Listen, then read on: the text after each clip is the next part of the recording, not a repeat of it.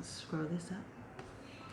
Hello, hi. So I'm back with another episode of You Missed the Part, where I talk about these stories from history about Black people that are quite horrific because the Black experience in the world, but definitely in America, um, can take some horrific turns when you're thinking about things like oppression, white supremacy, colonization, etc. And so this story is about Grandison Harris.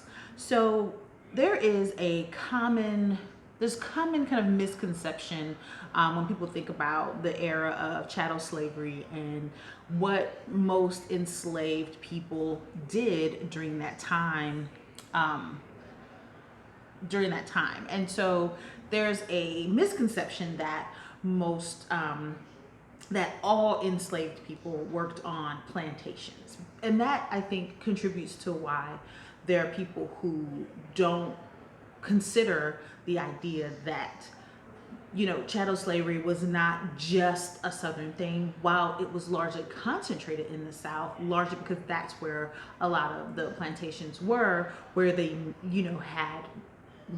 had larger needs for labor, but it wasn't just there.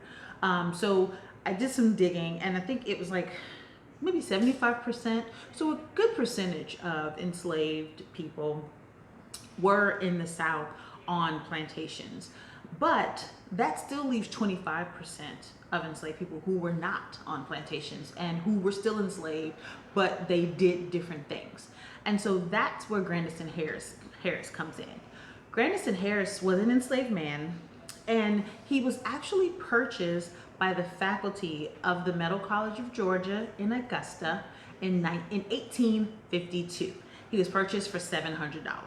Now, you're thinking, okay, what would a medical college need with an enslaved individual? Like, they kind of essentially, the faculty pooled their money and purchased Grandison. So it wasn't a plantation. They weren't growing crops. It's not an agricultural college. It's a medical college. This is where the horror comes in. So at first glance, kind of what his duties, I hate to say job, but what he was purchased to do was to be a porter, a janitor. So just to clean the place, keep it tidy, probably run errands, do whatever they kind of needed as far as like menial, day-to-day, everyday tasks. He wasn't a professor or anything like that. He was there to kind of help keep things running on kind of a ground floor level. But that was not really what they got him for. They actually got him to be their on-staff grave robber. So what does that mean? Well, in the 1700s, when the study of anatomy was pioneered, it was pioneered with the idea that, okay, if we need to study as doctors, as medical professionals, we need to understand the human body. True, because they are treating the human body. And so in order for us to do that, we have to study the human body. Well, it's, illegal to study and torture living individuals. Like, that's not really the move. And also, it's hard to really kind of test because you have a living person, even though that was very common, prior to this, when people would do test things on individuals who are alive. So one of the ways that the study of anatomy was kind of fleshed out, for lack of a better term, was using a cadaver, a dead body. But at that time, it was illegal to dissect humans, and it was tough to find a legal supply of cadavers. So where they would typically get cadavers, medical schools just in general, or just kind of organizations that were teaching about the body for medical purposes, where they would either get them from the prison system, and it was used as kind of a punishment for people who committed crimes. So it's like, you will be, we're going to put you in jail, and then after you die, we're going to use your body for dissection, because that was considered kind of you were disturbing the body. So it was a negative thing to have your body then be cut open and used for a class or for practice or for experiments. And so that was a punishment. Now, the prison population was not large enough to sustain ongoing medical studies, because when you have schools, you have multiple students who are all learning to be doctors, and they all need to have access to bodies for anatomy studies. And so that kind of put some schools in a quandary. Now, you had some places where they had more of a steady supply, and it was, probably larger cities where they just had more of a population that they could pull from legally. But what some schools did as a solve was that they would just rob graves. So they would just go where people were already dead. They would dig up the bodies, take them, and use them for their studies. Now, as we know, during this time, it was taboo, or not.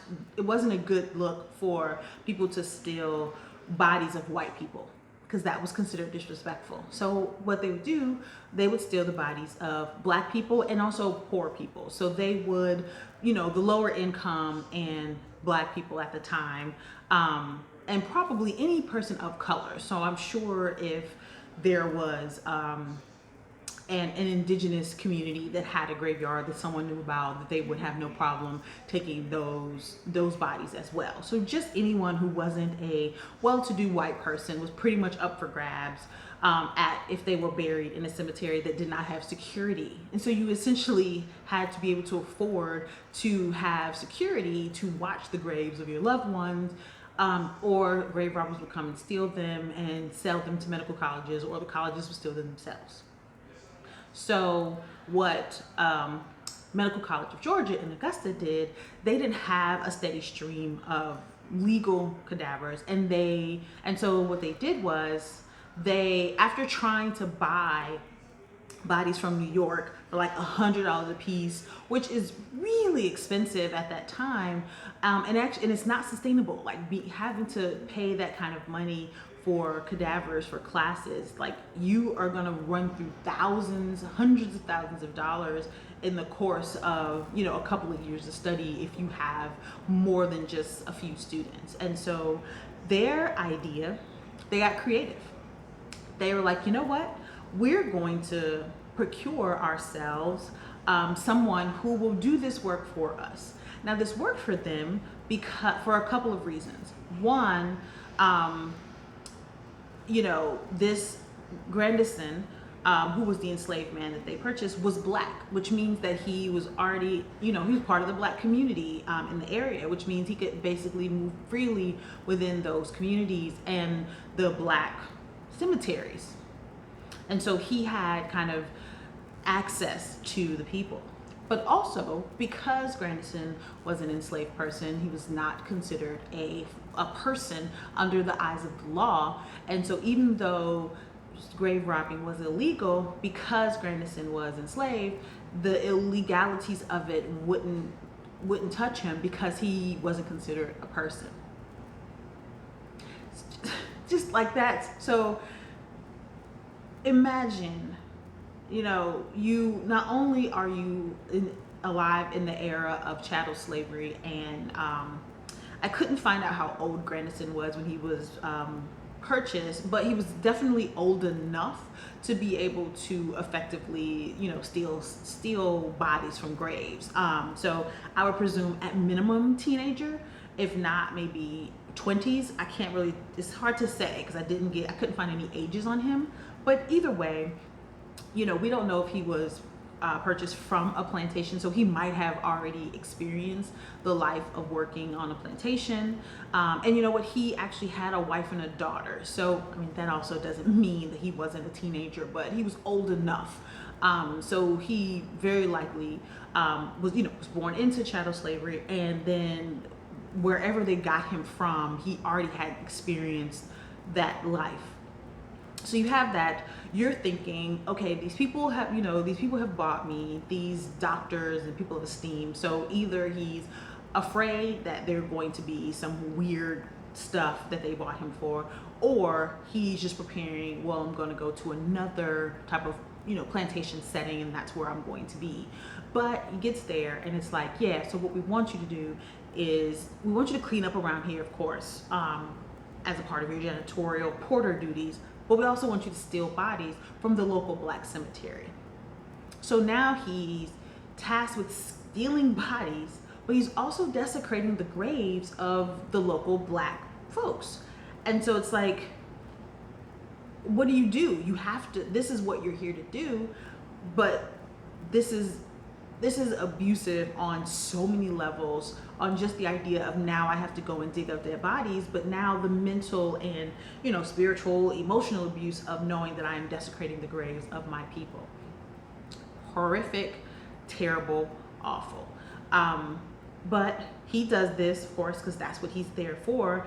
And so the faculty, I think, as a way to probably assuage their guilt at having this probably young man do this very grisly task, they offered him benefits that weren't commonly granted to enslaved people. So he was from Charleston. That's where they had purchased him from. They allowed him to go and visit his family regularly. So Augusta and Charleston, in this day and age, I think it's maybe, I don't know, 2 or 3 hours, if not less. Of course, I forgot to look that part up, but it's not super far. They're close together. They're close in range. So, but at that time, I'm sure it was, on foot or horseback. But either way, it was kind of, he had to take a journey. So they allowed him to do that. They're like, you know what? We want to give you this because you're here to steal the bodies for us, and you're saving us a crap ton of money by doing this. And so they let him visit his wife and child in Charleston. They gave him a mattress, they gave him a blanket, they gave him whiskey, like all sorts of sundries and things that most enslaved people would not get access to just for GP. He got it because of this. And so at some point, it was kind of too expensive for them to keep allowing him to go to Charleston, because they were paying for him, because again, he was working for the college. So it wasn't like he had a side job where he could afford to pay for his way to go to Charleston. So they were paying for him to be able to do that, and they were like, you know what, this is too expensive for the school. And also they probably couldn't justify it in their budgets, like when you're telling people, why are you sending your enslaved person to Charleston to visit his family, like where do you do that at? So in order to be able to continue to provide those extra benefits for him, the school just bought his wife and child in 1858. So 6 years after they had purchased him, they purchased his wife and child. So then now the family was reunited, which that's not normal for that time. And so at this point, I'm sure Grandison is like, okay, this started off terrible and awful, but now, you're 6 years in, you're accustomed to it, and your wife and kid get to stay with you, and they get to have access to these nice things that they didn't have before. So he has that. And then over the time, while he was stealing bodies, he's kind of started off there, but then his duties expanded, because when you're stealing bodies, you have to learn how to, get the bodies. You have to then be able to store the bodies, because once you get back to the school, like, I'm sure they got to a point where it was like, okay, we can't always wait and meet him here, because he's probably doing a lot of this under the cover of night. So we need to teach him how to properly store the bodies. So then he learns how to store the bodies using whiskey. And then it just kind of expanded to now he not only was stealing the bodies locally, but then he also became an agent in purchasing them, because he became so well aware of the process and what needed to happen. And then also he learned about all levels of dissection. So, storing the bodies, probably whatever they did when they were testing, doing their experiments on the bodies, and then disposing of them. He would take them down to the basement of the school and cover them with quicklime to cover the smell. So he had a whole process down, and he got so good at it that it was like, well, he can use him as an agent to buy the bodies, because he knows, I'm sure they probably had to make sure that the bodies were viable, that they could work for what they needed them for, and you needed someone there who was an expert on what you needed in order to be able to make that purchase. And again, oftentimes, if you're purchasing them legally, I'm sure there was a black market about buying and retrieving bodies. Actually, that probably exists to this day, but there's a black market, and so you needed someone who could move under, a certain level of anonymity. The legalities of it weren't really much of a factor for him because he was enslaved. They're respectable doctors, so no one is going to check them about this. And so he just became the agent purchasing bodies. So he would purchase them legally, illegally. He would dissect them. He would dispose of them. He would steal them. He was their, what they call, resurrection man. That was a person that people would have on staff to basically handle the acquisition of bodies. And so he did this, and that made him very valuable to them. So the medical school closed during the Civil War, and then after the Civil War was over, slavery was abolished. Rather than, he went to the small town of Hamburg, South Carolina. So during that time of Civil War and kind of slavery being abolished, he was like, okay, word, I'm free.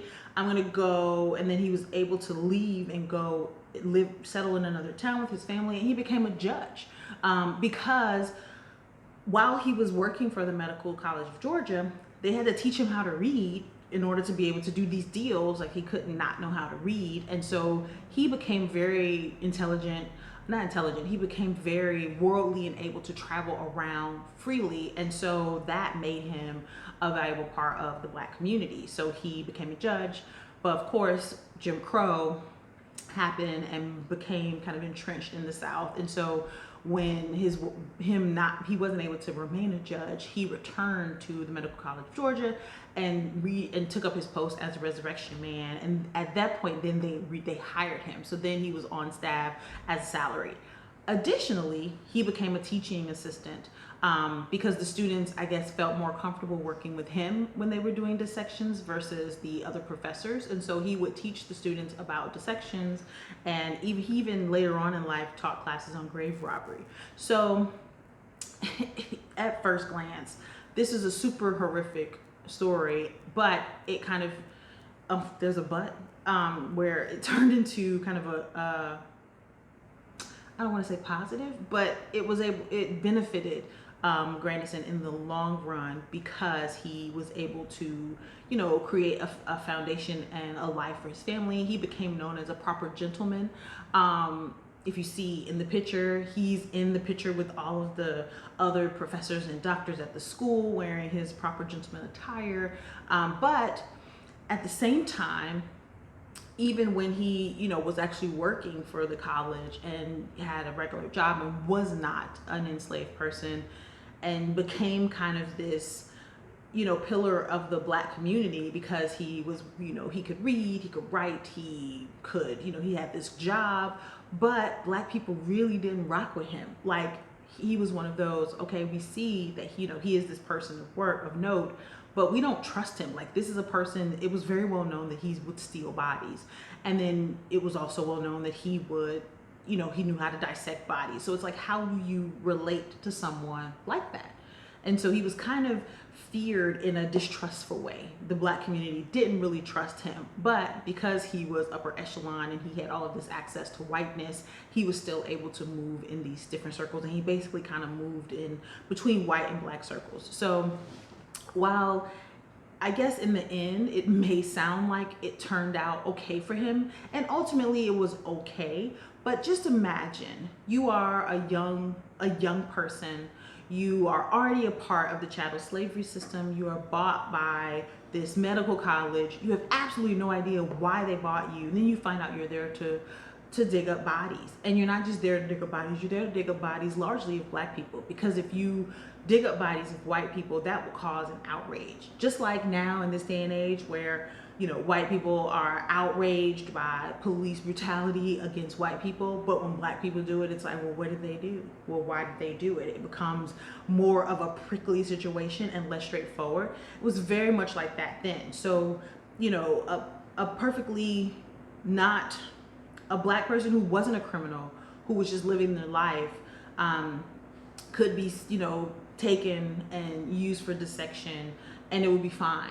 If a well-to-do or, you know, respectable white person were done that way, then they're rioting or they're protesting and they're angry and it's a problem. So typically, of course, he was probably taking the bodies of black people. So now you have this black man who is not respected by white society, of course, because he is a black man in Jim Crow South. And also he had the audacity to try to become a judge and try to pursue a professional career. So even the students at the medical college, once he returned, when they hired him back on, they would call him judge in kind of a derisive fashion, because it's like, well, how dare you think that you can have a professional career outside of this? And so he still wasn't accepted by white society, but also because of what he did and because black people knew that he stole their bodies, he wasn't accepted by black society. So he just lived this life in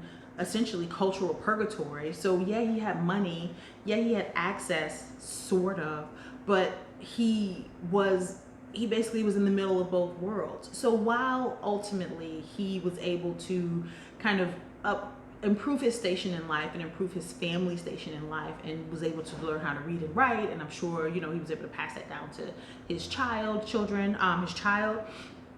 he was still an unsettled person. So it's just awful. And this is one of those where you might look at him and look at the family and like, well, they have all this money and they have all of this access and they were able to, you know, have this life even after slavery was abolished. But the cost, like, what was his mental state like? What was his, like, how was it to know him as a person? After all of that, after he had to deal with that, I'm sure that was traumatic the first couple of years that he was stealing bodies and having to get them, store them, and then dispose of them in the basement of the school. And actually in the 90s, someone was in the school, because the buildings were still there. They were down there in the basement doing something, and they stumbled across a bunch of bodies. They were thinking it was like a murder scene. And then doing research, realized they found out that it was like 50 bodies. It was the bodies that he had, you know, stored there over the course of the time that he was stealing the bodies for school. So it's just sad and ridiculously abusive when you think about the horror that man had to try to overcome to make a way for himself and his family in a time where black people weren't even considered people. And he saw they were people, but they weren't considered as people under the eyes of the law. And this faculty exploited that and used him for their cause. And just as another note, Grandison Harris died in 1911, which isn't that long ago, the grand scheme of things. I didn't look it up to see, but his son could very well still be alive. And if not, his immediate descendants. So, you know, they would be like maybe the great-great-grandfather could still be alive, or I'm sure very much alive and well to this day. I didn't say if his son had any kids, but he probably did. But just think about that. Like, that's not that far away. That wasn't like the 1700s or the 1600s. That was 1911. They found the bones in the 90s. Like, just think about how close that was. And the horror that kid, Grandison Harris, had to endure in order to make a way for himself, survive, and still be able to thrive in the end. And thrive is a loose term, because I can't imagine the nightmares or what he had to push down in order to be able to do that. And so that is Grandison Harris, who was the enslaved person that the Medical College of Georgia and Augusta used to acquire their cadavers for their students. So I hope you enjoyed it. I hope you learned a little something. Let me know your thoughts in the comments below. What do you think about Grandison's story? And also, let me know if there are any stories that you know of horrific things that happen in the history of Black people in this world. You can send them to me via email at hiddengeniusstories@gmail.com. Yeah, let me know. I would like to see them. I'll pop it up also. I'll put the email address here so that you can see it, and I would love to learn what you know. Then I can do a little research and do a you missed a part about that person, situation, place, moment in history. So this was interesting for me to do this research. I hope that it was interesting for you, and I look forward to the next time that we can talk again. Bye.